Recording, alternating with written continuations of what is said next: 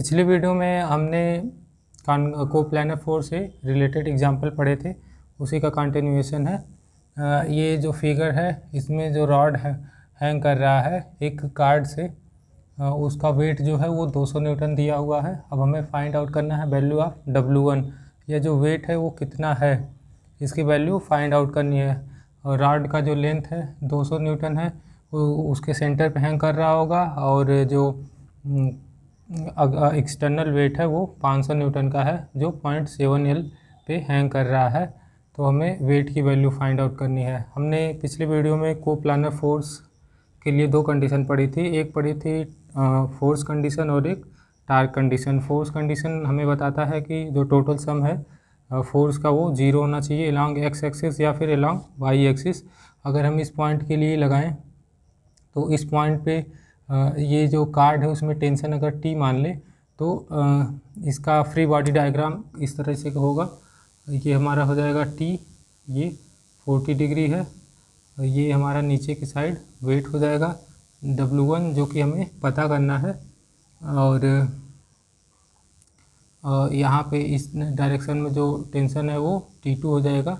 तो इसमें जो टेंशन है T cos 40 बैलेंस करेगा वेट को, T cos 40 equals to W1। और या फिर ठीक है, अब यहाँ हम इसे इक्वेशन 1 बना ले रहे हैं। और फिर यही जो टेंशन इसमें इस कार्ड में है वही टेंशन यहाँ पे भी होगा।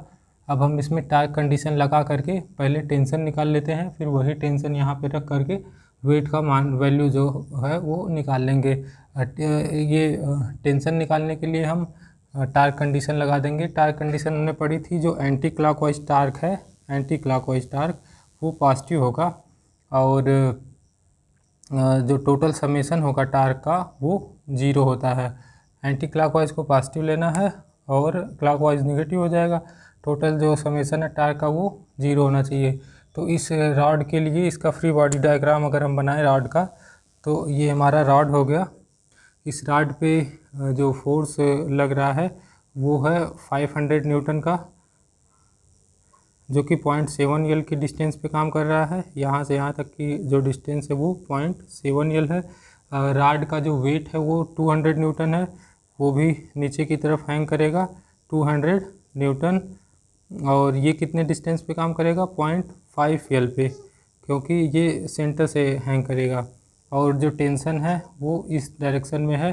और यहाँ पे एंगल कितना हो जाएगा, देखिए ये 30 है, और ये यहाँ पे हो जाएगा 20, जितना यहाँ पे था वही यहाँ पे भी हो जाएगा, और ये 90, यानी टोटल एंगल यहाँ से यहाँ तक हो जाएगा 30 + 20 यानी 50 + 90, यानी कि हो जाएगा 140। यानी ये एंगल हमारा हो गया है 140 डिग्री। तो अब हम इसमें अगर टार्क कंडीशन लगाएंगे तो टार्क कंडीशन में पढ़ा था एंटी क्लॉकवाइज टार्क पॉजिटिव होना चाहिए, टोटल जो समेशन है टार्क का 0 होना चाहिए। तो और ये जो टेंशन है ये भी एक तरीके का फोर्स है। ये कितने डिस्टेंस पे काम कर रहा है, L डिस्टेंस पे। ठीक है, अब ये देखिए इसमें से कौन कौन से पॉजिटिव होंगे। T से ये पॉइंट ऑफ एक्शन की तरफ अगर हम हाथ को कर्ल करेंगे तो ये एंटी क्लॉकवाइज में जा रहा है, ये T, ये पॉजिटिव होगा। जबकि नीचे का 500 वेट और 200 वेट है, उसको अगर पॉइंट ऑफ एक्शन की तरफ का डिस्टेंस से मल्टीप्लाई करेंगे तो ये क्लॉकवाइज जा रहा है, यानी ये दोनों फोर्सेस नेगेटिव हो जाएंगे और ये पॉजिटिव हो जाएगा। तो हम इसी को देखिए कर रहे हैं, तो यहाँ से मिल जाएगा। और अच्छा, टार्क बराबर हमें पता है, टाउ बराबर होता है F × R × sine theta. Theta जो है F और R के बीच का एंगल है। तो इसके लिए हो जाएगा फोर्स की वैल्यू हो जाएगी, ये पॉजिटिव है, T × डिस्टेंस पूरा है हमारा L, और एंगल है 140 साइन 140 डिग्री।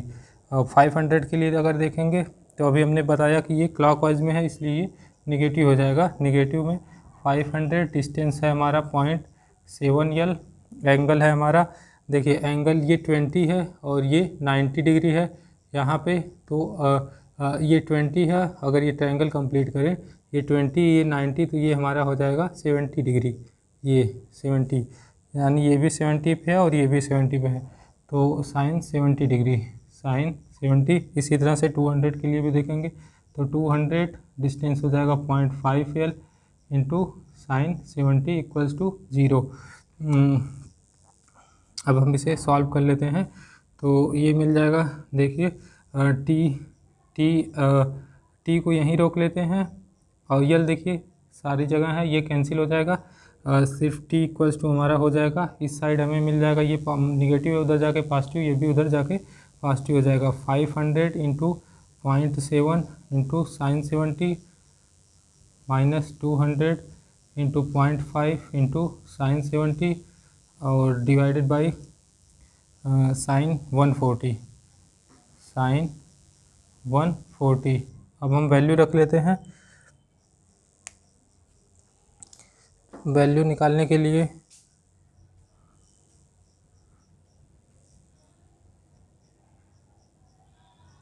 साइन 140 साइन 70 की वैल्यू रख लेते हैं और इसे सॉल्व करते हैं। तो देखिए साइन 140 की जो वैल्यू है वो है 0.6427 और साइन 70 की जो वैल्यू है, साइन 140 की वैल्यू हमें दिया है 0.6427 और साइन 70 की वैल्यू जो है उसे हम मल्टीप्लाई कर दे 500 से इंटू 0.7 से। साइन 70 की वैल्यू है हमारी 0.939, उसे मल्टीप्लाई कर ले 500 से। हमने मल्टीप्लाई कर लिया इसे 500 से और फिर उसे मल्टीप्लाई कर लिया 0.7 से, तो ये हमें मिल गया 328.9। इसकी वैल्यू मिल गई 328.9। माइनस में इसको देख लेते हैं। अच्छा ये इधर से निगेटिव तो पॉजिटिव हो गया, ये भी पॉजिटिव हो गया था ये, तो प्लस में 200 इंटू 0.5 इंटू यहाँ देखिए 200 इंटू 0.5 इंटू साइन 70, तो ये हो जाएगा हमारा 200 इंटू 0.5 इंटू साइन 70 डिग्री। इसकी वैल्यू हमें मिल गई 93.97 और टोटल डिवाइडेड बाई 0.6427। ये दोनों सम करके हम इसे 0.6427 से डिवाइड कर देंगे तो इसकी वैल्यू हमें मिल जाएगी 328.9। इसकी वैल्यू इतनी आ गई अपन 0.6427, तो ये जो वैल्यू आई है 657.95 आई है, 657.96 न्यूटन। ये हमें टेंशन की वैल्यू मिल गई, यानी हमने टेंशन की वैल्यू कैलकुलेट जो की है वो टेंशन की वैल्यू आ गई हमें 657.96 न्यूटन। ये हमें टेंशन की वैल्यू मिल गई। अब अगर हमें टेंशन की वैल्यू मिल गई है तो हम टेंशन की वैल्यू को इक्वेशन 1 में यूज करके वेट निकाल सकते हैं। तो वेट निकालने के लिए हम सिंपली टी की वैल्यू रख दें। तो टी की वैल्यू हमें मिल गई थी 657.96 इंटू कास 40 की वैल्यू रख देते हैं। कास 40 की वैल्यू है 0.766 इक्वल्स टू W1 जो कि हमें इवेल्युएट करना था, यानी 0.766 में 657.96 का मल्टीप्लाई कर दें तो ये हमें मिल जाएगा इंटू 657.96, तो इसकी वैल्यू मिल गई 504.0 न्यूटन इक्वल्स टू W।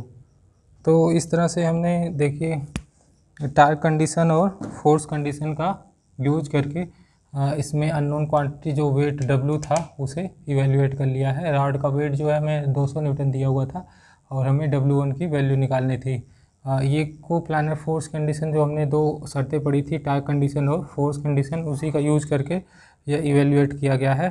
को प्लानर फोर्स से रिलेटेड कॉन्सेप्ट अच्छे से क्लियर करने के लिए हम सीरीज़ में हमने और सारी वीडियो बनाई है, उससे कंप्लीट प्लेलिस्ट को देखें ताकि कॉन्सेप्ट पूरी तरह से क्लियर हो जाए।